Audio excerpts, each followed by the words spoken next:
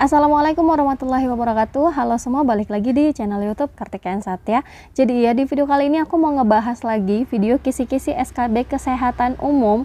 Yang ini aku adaptasi dari kisi-kisi tahun lalu. Ya, harapannya semoga kisi-kisi SKB Kesehatan Umum sama dengan yang tahun lalu. Jadi video aku udah sesuai nih. Oke, tanpa berlama-lama, kita akan langsung ngebahas nih di video ini program cerdik. Sebelum lanjut ke videonya, bagi teman-teman yang belum subscribe, silahkan subscribe dulu. Kenapa? Kalau kalian subscribe, aku itu tambah semangat loh buat video baru. Dan iya, jangan lupa juga untuk follow Instagram aku di @kartikagh. Nah, kenapa kalian wajib follow? Karena biasanya aku selalu aktif nih, baik itu di postingan ataupun di story. Jadi jangan lupa di follow ya. Oke, kita lanjut ke slide materinya. Jadi seperti video-video aku sebelumnya, aku selalu nih ngasih rangkuman materi dulu, baru nanti setelah itu kita akan ngebahas soalnya gitu. Jadi poin-poinnya aja sih sebenarnya yang aku ambil supaya nggak kelamaan untuk penjabaran materinya. Oke, untuk slide yang pertama kita akan ngebahas tentang definisi cerdik. Nah, cerdik merupakan perilaku sehat dan termasuk salah satu program untuk mengendalikan penyakit tidak menular atau PTM atau bagi yang belum sakit. Jadi artinya ini adalah pencegahannya gitu untuk orang yang belum sakit seperti penyakit pembuluh darah, jantung hingga masalah ginjal. Sedangkan patuh adalah program yang dikhususkan bagi masyarakat yang telah menyandang penyakit tidak menular atau PTM. Jadi yang sudah sakit, sementara untuk cerdik itu adalah pencegahannya untuk mengendalikan yang belum sakit. Itu aja sih sebenarnya perbedaannya. Nah, untuk patuh ini ada singkatannya ya teman-teman. Nah, untuk cerdik juga ada singkatannya, tapi di slide ini aku akan ngebahas dulu nih, ngabisin dulu untuk patuh itu apa aja sih. P itu adalah periksa kesehatan secara rutin dan ikuti anjuran dokter. Kurang lebih sebenarnya hampir sama dengan cerdik. Nanti adalah C adalah cek kesehatan secara rutin, tapi teman-teman harus tetap di note juga, harus dibedain mana yang patuh dan mana yang cerdik. Kemudian untuk A itu adalah atasi penyakit dengan pengobatan yang tepat dan teratur. Kemudian yang T tetap diet dengan gizi seimbang. Yang U upayakan aktivitas fisik dengan aman. Dan yang H, hindari asap rokok, alkohol, dan zat karsinogenik lainnya. Nah, itu termasuk ke dalam kepanjangan dari patuh. Oke, kita langsung ke cerdik ya, karena di video kali ini adalah aku ngebahas tentang kisi-kisi program cerdik. Jadi aku fokus ke cerdiknya. Nah, ini dia teman-teman. Nah, untuk cerdik itu ternyata adalah singkatan. Jadi C-nya itu adalah, ini dia. Jadi C-nya itu adalah cek kesehatan secara rutin. Nah, yang pertama apa? Cek kesehatan secara rutin itu bermanfaat untuk meningkatkan kondisi kesehatan. Nah, yang pertama itu apa? Yang pertama adalah cek tekanan darah. Nah, untuk cek tekanan darah ini adalah salah satu cara deteksi dini untuk resiko penyakit hipertensi, stroke, dan penyakit jantung. Nah, angka hasil pemeriksaan normalnya itu adalah jika di bawah 140/90 itu dikatakan tekanan darah yang normal. Oke, kita lanjut ke yang kedua. Yang dicek itu adalah cek kadar gula darah. Cek kadar gula darah ini menunjukkan kadar glukosa dalam darah. Nah, hasilnya dapat membantu atau mendeteksi dini nih untuk resiko penyakit diabetes. Nah, hasil tes normal jika kadar gula darah puasa, jadi belum ada makan, itu kurang dari 126. Sedangkan untuk kadar gula darah sewaktu itu kurang dari 190. Jadi kalau misalnya udah makan sama sebelum makan itu ada perbedaannya. Jadi gula darah puasa atau gula darah sewaktu. Kemudian yang ketiga apa? Dipantau nih berat badannya. Nah, untuk lingkar perut biasanya itu pasti langsung mengarah ke lingkar perut untuk berat badan. Nah, batas amannya untuk pria itu adalah kurang dari 90 cm. Sedangkan untuk wanita adalah 80 cm. Nah, kaitannya juga nanti dengan IMT atau indeks massa tubuh. Tinggal nanti teman-teman masukin dalam rumus, IMT sama dengan berat badan dalam kilogram dibagi tinggi badan dalam meter dan dikali tinggi badan dalam meter juga. Nah, hasil nanti akan ketahuan nih kalau misalnya di bawah 17 itu artinya sangat kurus, sedangkan kalau IMT-nya 18,5 sampai 25 ini masuk ke dalam kategori yang normal. Kemudian yang keempat apa nih? Ini adalah cek kolesterol. Nah, untuk cek kolesterol ini ada LDL, ada HDL, ada trigliserida, dan ini adalah kolesterol total. Nah, untuk LDL ini disarankan ya, untuk menjaga kesehatan disarankan teman-teman itu bisa menjaga kolesterol LDL di bawah 100. Nah, HDL ini adalah kolesterol yang baik ya, jadi dalam sebutan kolesterol yang baik. Nah, semakin tinggi angkanya itu pasti akan semakin rendah juga resiko terkena penyakit jantung. Jadi kalau untuk laki-laki normalnya di atas 40, sedangkan untuk perempuan adalah di atas 50 mg per desiliter. Sedangkan untuk trigliserida itu adalah normalnya di bawah 150 ya, karena kadar trigliserida yang tinggi itu dikaitkan dengan resiko yang lebih tinggi terkena penyakit arteri koroner gitu. Jadi bagusnya di bawah 150. Nah, untuk kolesterol total itu adalah normalnya di bawah 200. Itu dia teman-teman. Nah, yang kelima ini adalah cek arus puncak ekspirasi. Nah, pemeriksaan arus puncak ekspirasi ini adalah salah satu pemeriksaan kesehatan untuk menilai fungsi paru.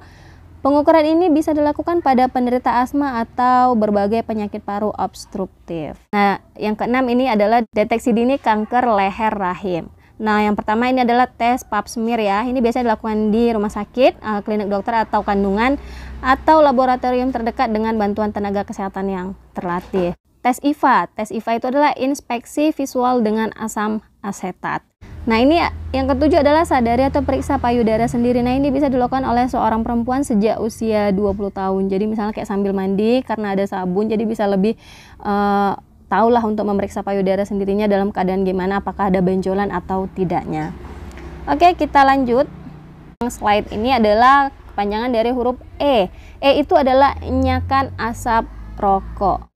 Nah, ini dia udara sehat tanpa asap rokok. Nah, jangan lupa ada orang lain, ada keluarga, ada anak yang terenggut haknya untuk mendapat udara segar, untuk hidup segar tanpa asap rokok. Jadi untuk teman-teman perokok, harap mengerti lah gitu, bukan kalian aja yang sedang butuh udara yang segar gitu. Dengan kalian merokok itu kayak bener mengganggu orang di sekitar, apakah itu kerabat dekat kalian, apakah istri, anak, orang tua gitu. Jadi kalau sebisa mungkin putus untuk tidak merokok. Nah, ini ada tipsnya, 7 tips berhenti merokok. Yang pertama itu adalah bulatkan tekad. Nah, ini untuk berhenti merokok. Yang kedua, berhenti merokok seketika atau melakukan pengurangan jumlah rokok yang dihisap per hari itu secara bertahap. Nah, yang ketiga ini kenali waktu dan situasi. Di mana nih Anda paling sering untuk pengen merokok. Kemudian yang keempat ini adalah tahan keinginan Anda dengan menunda. Kemudian yang kelima, berolahraga secara teratur. Yang keenam, mintalah dukungan dari keluarga dan kerabat. Dan yang terakhir adalah konsultasikan dengan dokter.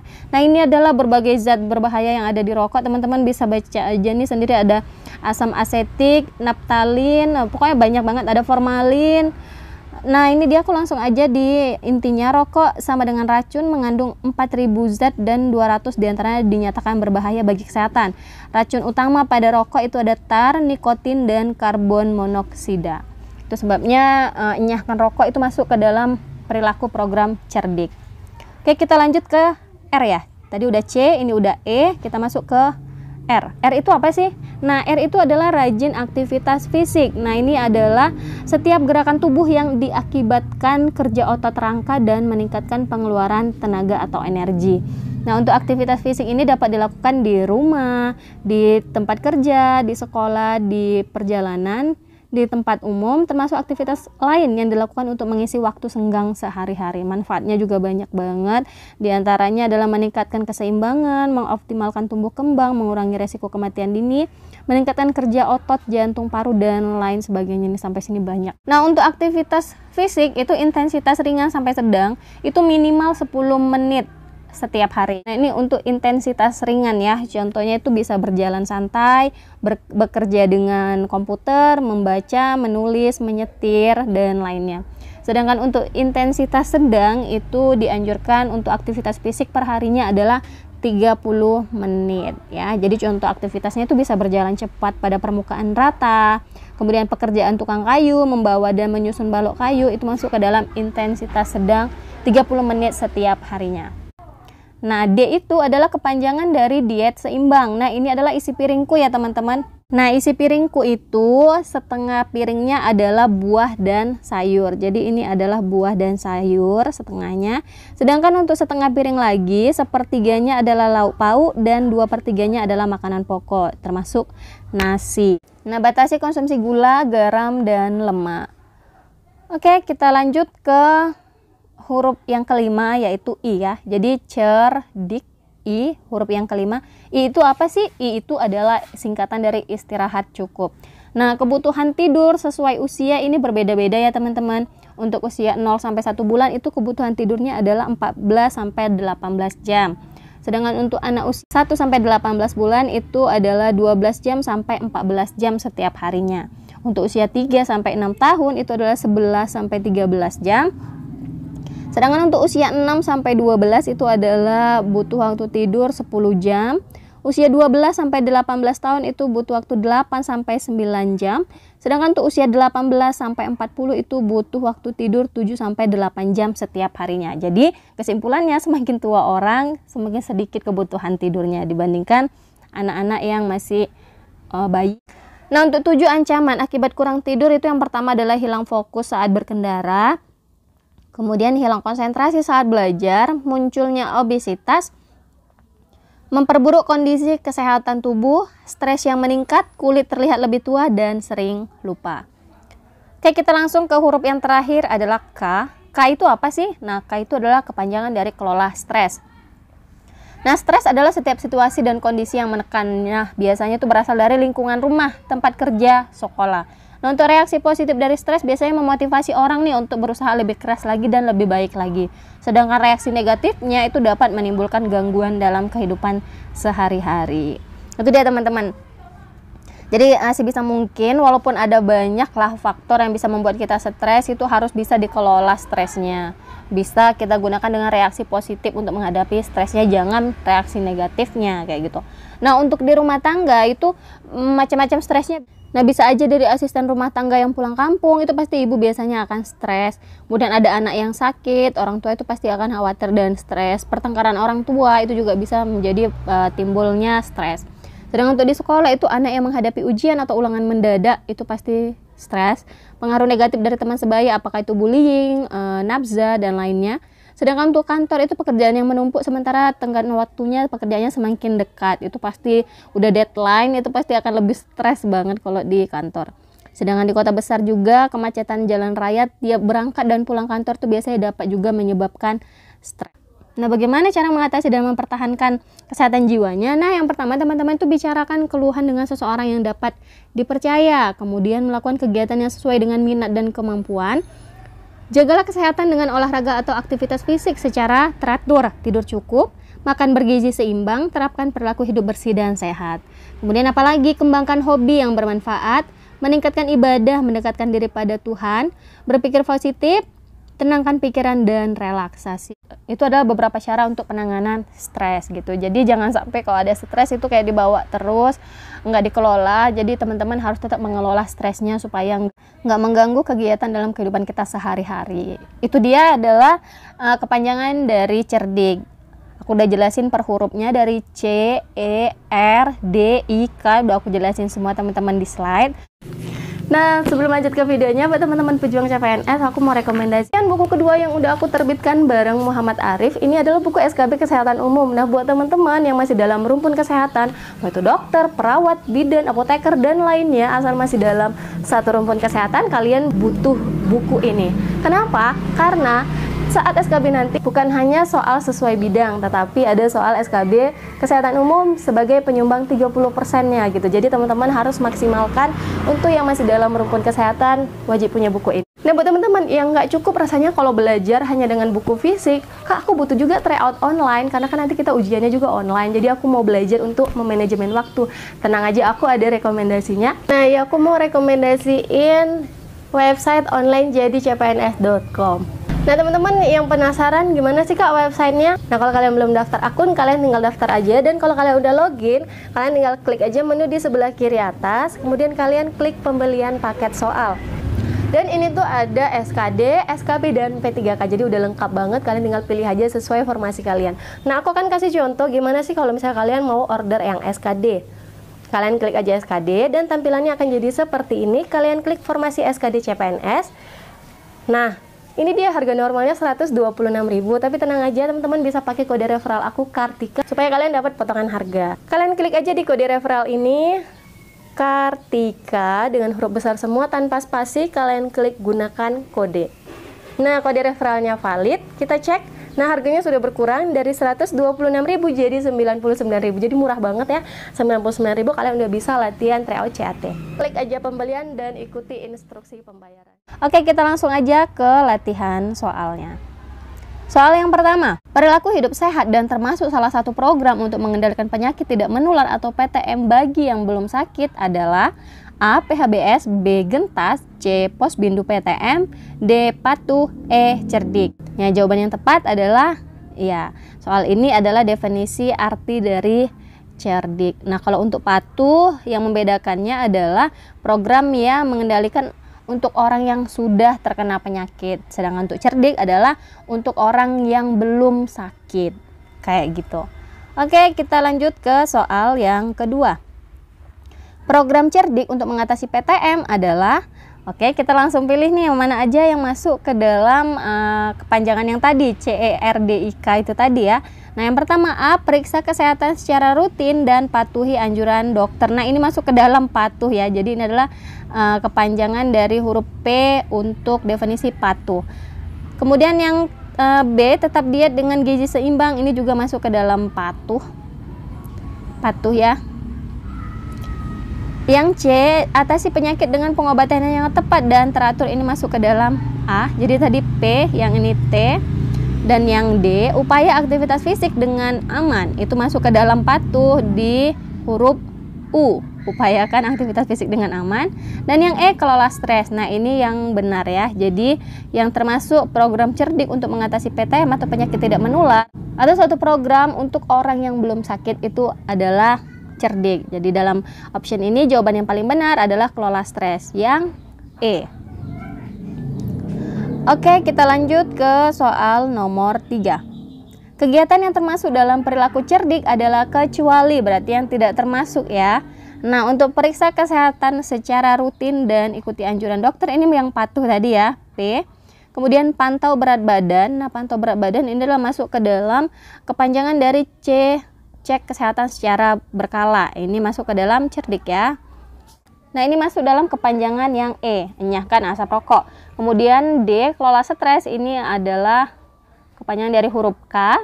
Sedangkan yang E ini adalah cek kadar gula darah. Ini masuk dalam C ya. Jadi cek kesehatan secara berkala itu salah satunya adalah cek kadar gula darah. Jadi untuk yang B ini benar, yang cerdik, jadi ini masuk ke dalam perilaku cerdik. Yang enyahkan asap rokok juga masuk ke dalam program cerdik. Kelola stres masuk dalam perilaku cerdik. Cek kadar gula darah juga masuk dalam perilaku cerdik. Jadi kecuali yang tidak termasuk adalah yang ini ya teman-teman, periksa kesehatan secara rutin dan ikuti anjuran dokter, masuk ke dalam kepanjangan dari patuh. Jadi untuk orang-orang yang sudah sakit, bukan cerdik. Cerdik adalah untuk orang yang belum sakit. Jadi jawaban yang paling tepat untuk soal nomor 3 ini adalah yang A. Jadi dia tidak termasuk dalam perilaku cerdik. Oke, kita lanjut ke soal nomor 4. Upaya kesehatan masyarakat atau UKM yang melaksanakan cerdik adalah A. Pandu PTM, B. PTM, C. Patuh, D. PHBS, E. Posbindu PTM. Nah, untuk Pandu, teman-teman, ini adalah singkatan dari pelayanan terpadu ya. Pelayanan terpadu PTM, penyakit tidak menular. Ini juga PTM, penyakit tidak menular. Patuh tadi kepanjangannya udah aku kasih di awal materi. PHBS adalah perilaku hidup bersih dan sehat. Posbindu PTM ini adalah pos pembinaan terpadu. Pembinaan terpadu.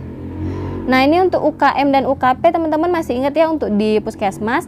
Nah, untuk UKM itu adalah upaya kesehatan masyarakat yang biasanya adalah di luar gedung ya teman-teman. Nah, biasanya dia kalau di luar gedung itu dalam bentuk ini ya, posbindu. Jadi pos pembinaan terpadu. Sedangkan jadi ini adalah UKM. Sedangkan untuk UKP ini kaitannya adalah dengan Pandu PTM ini. Jadi pelayanan terpadu yang UKP itu di dalam gedung, jadi upaya kesehatan perorangan. Jadi ini kaitannya dengan UKP, dan Posbindu PTM kaitannya dengan UKM. Jadi jawaban yang paling tepat untuk soal nomor 4 ini adalah Posbindu PTM. Jadi Posbindu PTM ini bentuk kegiatan lah yang digunakan oleh UKM, upaya kesehatan masyarakat, yang untuk melaksanakan cerdik. Pemeriksaan lingkar perut yang berlebihan akan memicu masalah kesehatan yang serius seperti serangan jantung, stroke, dan diabetes. Batas normal lingkar perut pria adalah A 70 cm, B 80 cm, C 85 cm, D 90 cm, E 95 cm.